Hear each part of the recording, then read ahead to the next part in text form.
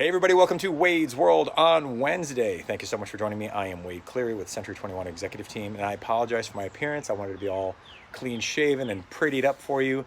I was going to actually show you a new house that I'm going to be launching tomorrow, so I was going to give you kind of a sneak peek. Still might do that later this afternoon, but I had a little bit more of a pressing matter this morning at my house, so I wanted to kind of share what's going on at my place so you guys can kind of prevent this from happening at your place. So I was eating breakfast, heard this I'm going to call it a clunking noise coming from kind of like outside side of my house. So as I investigated, got closer and closer, I knew that was coming from the air conditioning unit. And let me preface this whole conversation by saying that this is all clean now. I'm recording this as the aftermath. But anyway, when I came out here, I noticed as the sound was coming from this unit, from the condenser unit, I also, when I looked closer, and this is just a mesh cover, it basically prevents leaves from getting down into, because like this grate right here that comes with a manufacturer's fan, it'll allow leaves to kind of fall through from all the oak trees right here. So it just basically kind of jams up all the coils. So this mesh is kind of like an aftermarket mesh, which I basically put on here so that the leaves don't get in there, yada, yada, yada. Anyway, this mesh on the bottom was kind of like just breathing like these little furry pieces and other things of, I'm just gonna call them red little chunks of something. But you get the picture. So something went in there and it got pureed into oblivion. So shut the unit down, took off this top hatch, and obviously I was wearing gloves, washed everything, sanitized everything with like bleach and soap and everything, so put it all back together, it's all good. But what happened is that there's a little access hole, a little scuttle hole where all of the condenser unit lines are going into. So let me go ahead and show you that.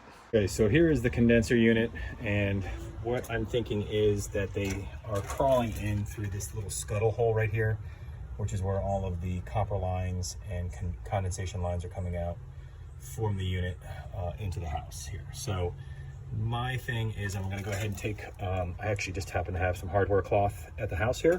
So I basically cut a small piece off with some snips.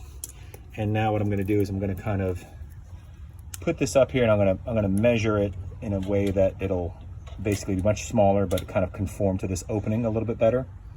Sorry about that. And then I'll basically put some very small self-tapping screws into the housing right here. And I just double checked back here. I've got enough space that I'm not going to obviously penetrate the coil, because that would be a really bad thing to do. And obviously I don't want to affect any of these lines coming through as well. So it'll basically just kind of cover the majority of this hole. All right, so I've got the piece of mesh kind of trimmed out to basically fit this opening pretty good. And now I'm gonna just go ahead and get my self-tapping screw. Okay, so I'm gonna put this self-tapping screw into the metal body. And if you notice, the reason why it's self-tapping, it's kind of hard to see, but it has a little bit of a cutout on the edge, and that's what basically pilots into the metal. So you don't need a drill bit first. You can just basically pop this right into the actual metal. It'll take a few turns, and then it'll basically penetrate into the metal and then screw in with the threads. Okay, so I didn't need to do two screws. There was actually one down here holding this metal plate into place.